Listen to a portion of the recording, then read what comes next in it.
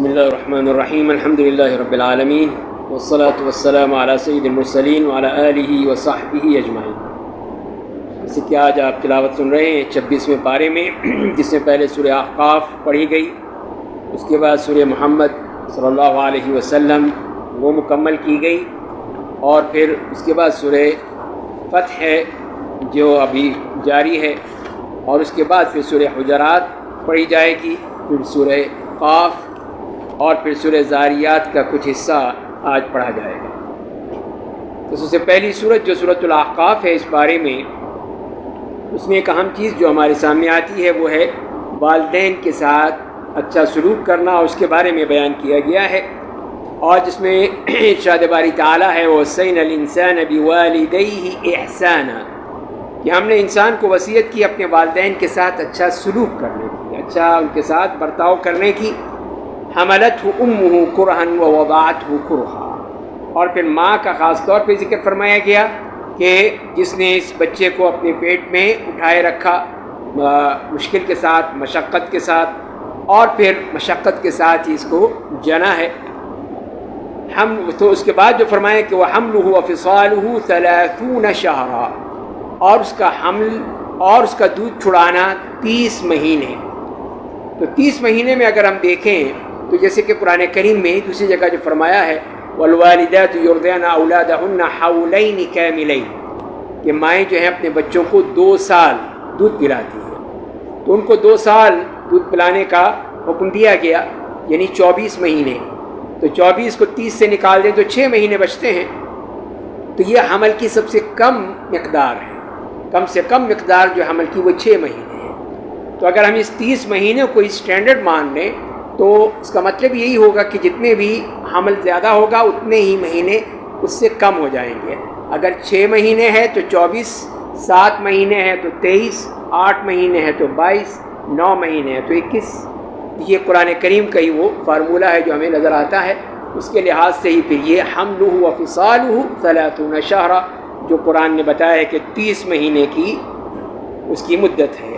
اور اس کے بعد جو فرمایا کہ حتی اذا بلغ اشدہ، یہاں کہ وہ پوری اپنی پختگی پہ آ جاتا ہے، یعنی کہ اور اس کے جو فرمایا وہ بلغ 40 سنہ، اور 40 سال کا ہو جاتا ہے۔ تو جو 40 سال والے لوگ ہیں وہ ذرا غور سے سن لیں کہ اس کے بعد جو ایک دعا سکھائی ہے اللہ تعالیٰ نے، کہ اس میں ان حضرات کے لیے جو 40 سے اوپر ہو چکے ہیں وہ یہ دعا کیا کریں۔ وہ دعا کیا ہے؟ فرمایا کہ قال ربی اوزعنی ان اشکر نعمتک التی انعمت علی، کہ اے میرے رب تو مجھے اپنی اس نعمت کا شکر ادا کرنے کی توفیق عطا فرما جو تو نے مجھ پر کیا ہے اور میرے والدین پہ کیا ہے۔ والدین کی یہ پرورش ہے، ان کی تمام محنت ہے۔ وان اعمل صالحا ترضاہ، اور دوسری بات یہ کہ میں نیک عمل کروں جس سے تو راضی ہو جائے، تیری رضا مل جائے، وہ نیک عمل کروں۔ واصلح لی فی ذریتی، اور پھر اپنی اولاد کے لیے بھی دعا ہے کہ اللہ ان کو اچھا بنا دے، ان میں اصلاح کر دے، ان کو صحیح راستے پر چلنے کی توفیق عطا فرما دے۔ انی تبت الیک وانی من المسلمین، میں تیری طرف ہی توبہ کرتا ہوں، تجھ سے ہی استغفار مانگتا ہوں، اور میں مسلمانوں میں سے ہوں۔ تو یہ ہے وہ دعا جو اللہ تعالیٰ نے سکھائی ہے کہ 40 سال کی یہ بعد یہ دعا کثرت سے کرنی چاہیے، تاکہ اللہ تعالیٰ کی طرف سے وہ نعمتیں بھی حاصل ہوں جو اللہ تعالیٰ نے اپنے بندوں کے لیے رکھی ہیں۔ سورہ احقاف میں پھر حضرت ہود علیہ السلام کا ان کا بغیر نام ذکر کیے ہوئے ان کی قوم کا ذکر کیا ہے، اور یہ بتایا ہے کہ انہوں کے کئی دفعہ نعمت جو ہے یا عذاب نعمت کی صورت میں آتا ہے اور انسان نہیں سمجھ پاتا۔ ان لوگوں کے ساتھ بھی یہی ہوا، جسے قرآن نے ذکر کیا فلما رأوہ عارضا مستقبل اودیتہم قالوا ھذا عارض ممطرنا، کہ جب انہوں نے دیکھا کہ بادل آ رہے ہیں ان کی بستی کی طرف، تو ان لوگوں نے کہا کہ یہ دیکھو یہ بادل آ رہے ہیں، بارش ہوگی، بارش برسے گی، بڑے خوش ہو گئے۔ تو اس کے بعد جو فرمایا کہ کیا ہوا؟ فرمایا کہ بل ہوا ما استعجلتم بہ، یہ بلکہ وہ تو تمہاری جلد بازی ہے، تم نہیں سمجھ پا رہے کہ یہ بارش ہے یا یہ عذاب ہے، تو یہ تمہاری جلدی ہے، تم نہیں سمجھ رہے اپنے اعمال کی وجہ سے۔ اور اس کے بعد جو فرمایا کہ ریح فیہا عذاب علیم، یہ وہ آندھی ہے طوفان ہے جس میں دردناک عذاب ہے. تو جس کو وہ نعمت سمجھ رہے تھے، بارش سمجھ رہے تھے، وہ بہت بڑا عذاب ہے. اللہ تعالیٰ کی طرف سے دردناک عذاب آیا ان کے اوپر، جس کی تفصیل دوسری جگہ پہ اللہ تعالیٰ نے بیان کر دی ہے. اور یہاں پہ یہی فرمایا تدمر کل شیء بامر ربها فاصبحوا لا يرى الا مساكنهم. تو یہ فرمایا کہ ہر چیز کو تباہ کر دینے والی، ہر چیز کو، کوئی چیز نہیں باقی رہتی اس آندھی اور طوفان کے سامنے. اور بس صبح ہوئی تو سوائے ان کے کھنڈرات کے، ان کے گھروں کے، اور کچھ نہیں، سب کچھ ختم. یہ ہے اللہ تعالیٰ کا دیکھیے عذاب کس طرح آتا ہے. تو وہ لوگ یہ سمجھتے رہے کہ نعمتیں ملیں گی، اس کے بجائے وہاں پہ عذاب الہی تھا جس نے ان کو تباہ کر دیا. اس کے بعد پھر ایک اور چیز بھی اللہ تعالیٰ نے اسی صورت میں بیان کی ہے، وہ جنوں کا تذکرہ ہے. کہ جنوں کو بھی اللہ تعالیٰ نے یہ توفیق دی کہ وہ نبی کریم صلی اللہ علیہ وسلم سے قرآن کریم سن لیں. اسی موقع پہ ایک بعض دفعہ آتا ہے کہ آپ طائف سے جب واپس آ رہے تھے، اس وقت صبح کی نماز آپ نے پڑھی راستے میں، تو وہاں پہ جنوں کا گزر ہوا اور انہوں نے آپ کی تلاوت سنی، تو وہ فوراً تعجب میں آ گئے کہ یہ کیا ہے، اور پھر وہ سننے بیٹھ گئے. اور بعض میں آتا ہے کہ آپ وہ کسی اور جگہ سے آ رہے تھے. تو بہرحال جو قرآن نے ذکر کیا ہے کہ ان جنوں نے، جس کی اللہ تعالیٰ نے تعریف فرمائی ہے کہ ایک دفعہ بس قرآن کریم سنا اور قبول کر لیا، اور یہی کہا اپنی جا کے اپنی قوم سے، قالوا یا قومنا انا سمعنا کتابا انزل من بعد موسیٰ، کہ اے ہماری قوم، ہم نے موسیٰ علیہ السلام کے بعد اب یہ ایک کلام سنا ہے، یہ قرآن سنا ہے، ایک باتیں سنی ہیں اللہ کی جو اس کی تصدیق کر رہی ہیں، جو تورات میں ہے اس کی تصدیق کر، مصدقا لما بین یدی یہدی الی الحق و الی طریق مستقیم، جو کہ حق کی طرف ہدایت کرتی ہے، صحیح راستے کی طرف، سیدھے راستے کی طرف ہدایت کرتی ہے. یا قومنا، دیکھیے دعوت دے رہے ہیں، اجیبوا داعی اللہ، اللہ تعالیٰ کی اس دعوت کو قبول کر لو، آ جاؤ اس کی طرف، دین کی طرف آ جاؤ.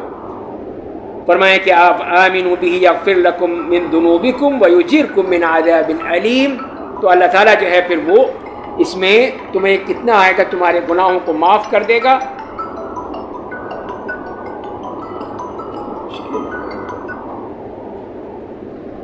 اور تمہیں عذاب علیم سے بچا لے گا. تو یہ دیکھیے یہ اللہ تعالیٰ کی طرف سے جنوں کا نمونہ پیش کیا ہے. ادھر انسان جو سنتے رہے لیکن کوئی اثر نہیں ہوتا. ہمارے یہاں بھی یہی ہے، کوئی اثر نہیں ہوتا.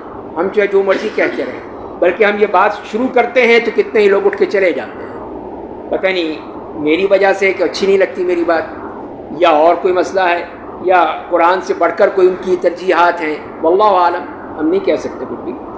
لیکن یہ ہے، لیکن ادھر جنوں کو دیکھ لیجئے کہ ایک دفعہ اللہ کی کتاب کا کلام سنا اور بات سنی اور فوراً اس کی دعوت دینے کے لیے تیار ہو گئے. اس کے بعد سورہ محمد صلی اللہ علیہ وسلم ہے کہ جس میں اللہ تعالیٰ نے پہلے تو یہ مدنی صورت، اسی لیے اس میں جہاد کی بات آئی ہے، اور یہی فرمایا فَإِذَا لَقِيتُمُ الَّذِينَ كَفَرُوا فَضَرْبَ الرِّقَابِ، کہ جب کافروں سے تمہاری مٹ بھیڑ ہو، تمہاری جنگ ہو، تمہارا ان کے ساتھ ٹکراؤ ہو، تو پھر ان کی گردنیں اتار دو، تاکہ ان کو پتہ چلے کہ یہ کس سے واسطہ پڑا ہے. اور اس کے بعد جو فرمائے کہ حَتَّى إِذَا أَثْخَنْتُمُوهُمْ فَشُدُّوا الْوَثَاقَ، اور پھر جب اچھی طرح خون بہہ جائے اور اس کے بعد جو قیدی آ جائیں ان کو اچھی طرح باندھ لیں، کہیں بھاگ نہ جائیں، اچھی طرح باندھ کے رکھنا. اِمَّا فِدَاءً اِمَّا مَنًّا بَعْدُ وَإِمَّا فِدَاءً. اس کے بعد تمہاری مرضی ہے کہ جو کمانڈر ہے وہ یا تو ان پہ احسان کرتے ہوئے ان کو چھوڑ دے، یا ان سے فدیہ لے لے. تو جو بھی وہ کرنا چاہے وہ کرتے ہیں، حتیٰ تضع الحرب اوزارها، یہاں تک کہ جنگ جو ہے وہ ختم ہو جائے. یہ اللہ تعالیٰ نے حکم یہاں پر دیا ہے اس بارے میں کہ جہاد فی سبیل اللہ میں جو ہمارے لیے حکم ہے وہ یہ ہے. اور اس کے بعد پھر جنت اور جہنم کا تذکرہ بھی فرمایا. جنت کا تذکرہ یہاں پہ عجیب انداز میں آیا ہے کہ اللہ تعالیٰ نے 4 نہروں کا ذکر کیا ہے. 4 نہریں جو جنت میں بہہ رہی ہوں گی، اور اللہ تعالیٰ اپنے بندوں کے لیے وہ ان کو مہیا کرے گا.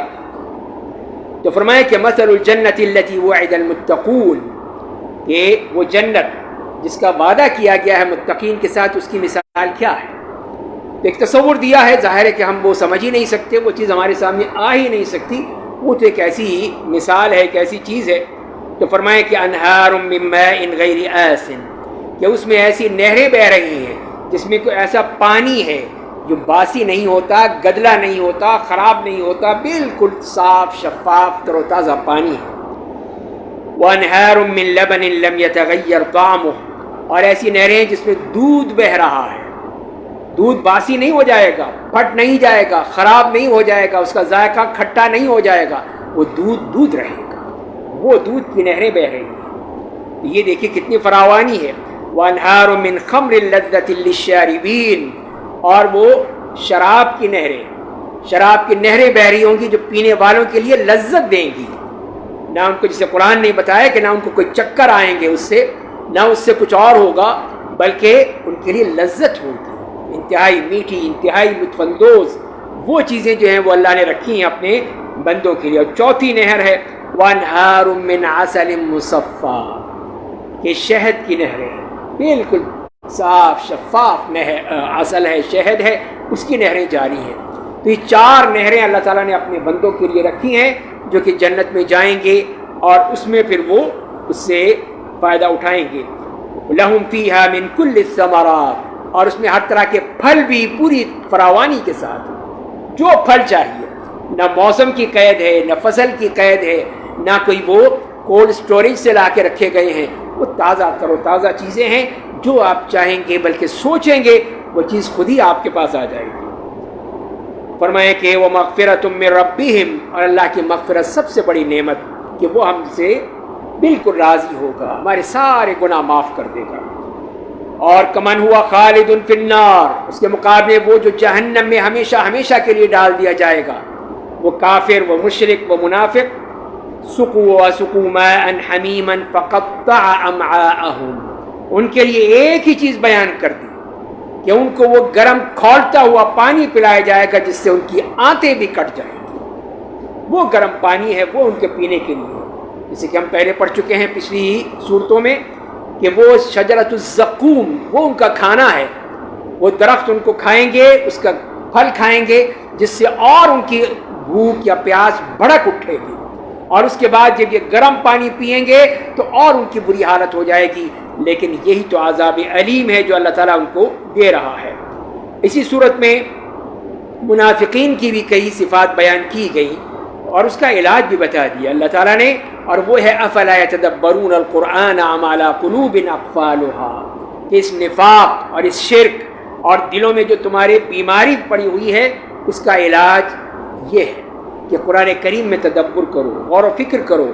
تو کیا تمہارے دلوں پہ تالے پڑ چکے ہیں؟ تو وہی ہماری حالت ہے کہ ہم قرآن کریم کو صرف سننا ہی سمجھتے ہیں کہ سن لیں اور پڑھ لیں، بس کافی ہے۔ عمل کرنا، غور و فکر کرنا، تدبر کرنا، اس کے لیے ہمارے پاس وقت نہیں ہے، ظاہر ہے ہم اتنے مصروف ہیں کہ وقت نکال نہیں سکتے۔ تو لہذا پھر کیا ہوگا؟ وہی ہوگا جو اللہ تعالیٰ نے پچھلی ہم صورتوں میں پڑھ چکے ہیں، وَمَنْ يَعْشُ عَنْ ذِكْرِ الرَّحْمَنِ قَيَّضْنَا لَهُمْ قَرِينًا، کہ جو بھی ہمارے ذکر سے غافل ہو جائے گا ہم اس کے لیے وہ شیطان مسلط کر دیں گے جو اس کا دوست بن جائے گا۔ اور اس کے بعد پھر آخر میں یہ کہہ دیا گیا ہے وَإِن تَتَوَلَّوْا يَسْتَبْدِلْ غَيْرَكُمْ ثُمَّ لَا يَكُونُوا أَمْثَالَكُمْ، اور اگر تم نہیں مانو گے تو اللہ تعالیٰ پھر تمہاری جگہ دوسری قوم لے آئے گا جو تمہاری طرح نہیں ہوں گے۔ یہ اللہ کا فیصلہ ہے کہ اللہ تعالیٰ پھر ایسی قوموں کو نہیں رکھتا، جو اس قابل نہیں ہیں ان کو ختم کرتا ہے، نیست و نابود کر دیتا ہے، جو اللہ کے حکم کو اس طرح پامال کرتے ہیں۔ یہ صاف بات بتا دی۔ اس کے بعد سورہ فتح ہے جس میں بشارت دی گئی خاص طور پہ صلح حدیبیہ کے بعد، کہ جب نبی کریم صلی اللہ علیہ وسلم نے فتح مکہ عمرے کے بعد جب تشریف لے گئے تھے تو وہاں پہ عمرے کے لیے گئے تھے، لیکن انہوں نے نہیں کیا، عمرہ کرنے نہیں دیا آپ کو۔ آپ نے کوشش کی، حضرت عثمان کو بھیجا، لیکن اس کے بعد آپ نے بیعت الرضوان کی تھی کہ اگر عثمان کو کچھ ہوا تو ہم اس کا بدلہ لیں گے، لیکن اس کے بعد پھر ان لوگوں نے کوشش کی، یہ تو بڑے خطرناک معاملہ ہو جائے گا۔ کافروں نے کافی کوشش کی، حتیٰ کہ صلح کا معاملہ آ گیا اور پھر وہاں پہ صلح حدیبیہ ہوئی، اور اس میں پھر جو بعض چیزیں ایسی تھیں جو کہ مسلمانوں کے حق میں نہیں تھیں، وہ ایک یہ بات کہ جو بھی مسلمان مکے سے آئے گا تو مدینے والے اس کو واپس کر دیں گے، اس کو رہنے نہیں دیں گے، جبکہ اس کے مقابلے میں اگر مدینے سے کوئی مکہ آئے گا تو اس کو واپس نہیں کیا جائے گا۔ ایک یہ تھی. دوسری یہ تھا کہ اس سال مسلمان واپس چلے جائیں گے اور اگلے سال آئیں گے اور پھر وہ عمرہ کر لیں گے.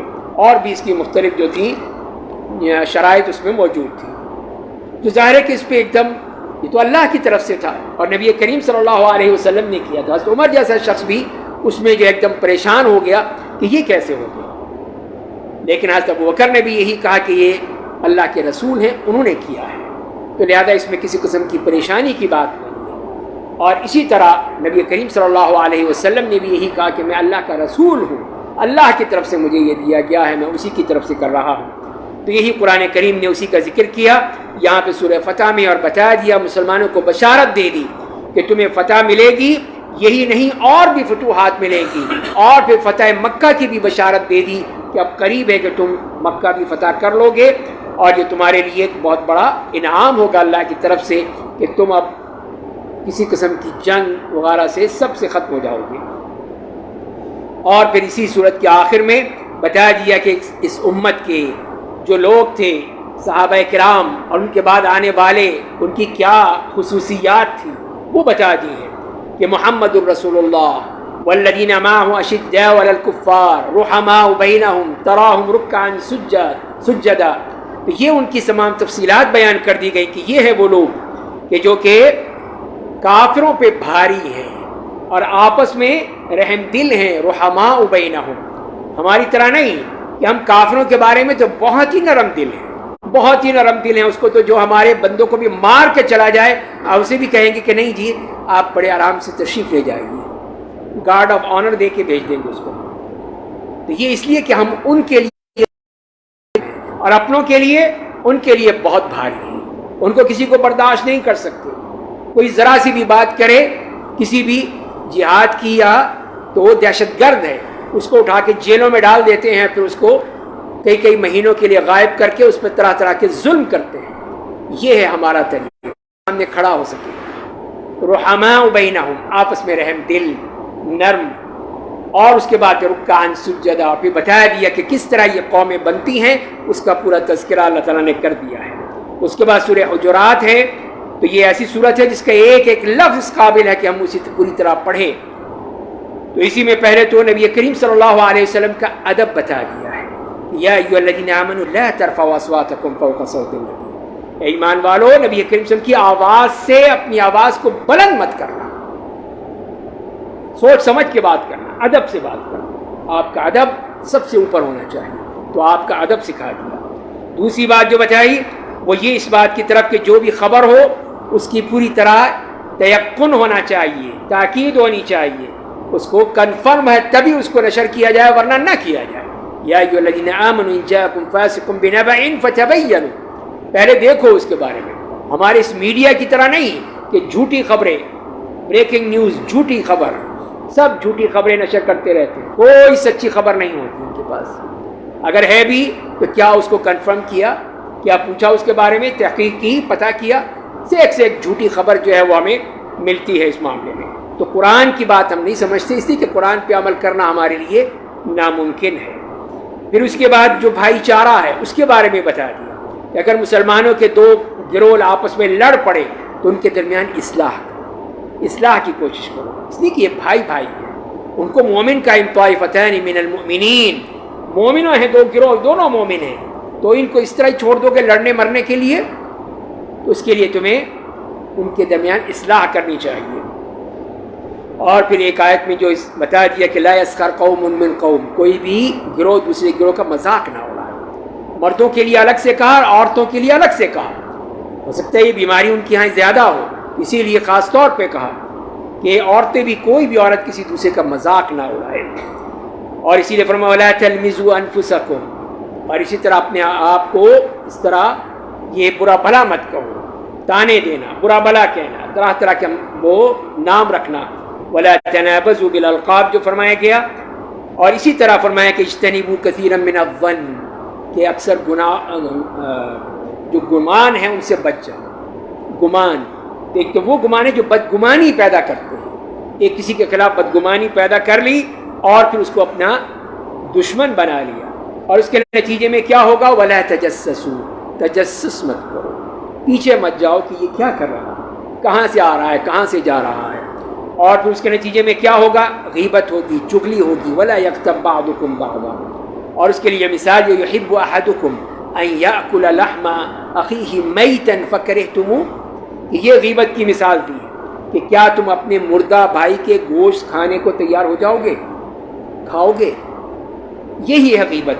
اسی کی بتا دی کتنی ایسی مثال دی، اور آخر میں بتا دیا اسی صورت میں کہ ہمارا آپس کا جو معاملہ ہے برابر کا معاملہ ہے، اور اگر کوئی فضیلت ہے، ترجیح ہے، تو تقویٰ کی بنیاد پہ ہے۔ ان اکرمکم عند اللہ اتقاکم، کسی ذات پات کی بنیاد پہ نہیں ہے، کسی برادری کی بنیاد پر نہیں ہے، کسی صوبے کی بنیاد پہ نہیں ہے، کسی زبان کی بنیاد پہ نہیں ہے، اگر ہے تو تقویٰ کی بنیاد پر ہے۔ یہ معیار ہمیں ہمارے دین نے دے دیا ہے کہ ہم اس کے مطابق پھر آپس میں معاملات کریں۔ پھر سورہ قاف ہے، اور اس میں ایک اہم چیز جو بتائی گئی ہے، ہمیں ہر ایک کو اس پہ سوچنا چاہیے، اس کے بارے میں غور کرنا چاہیے، جس میں فرمایا گیا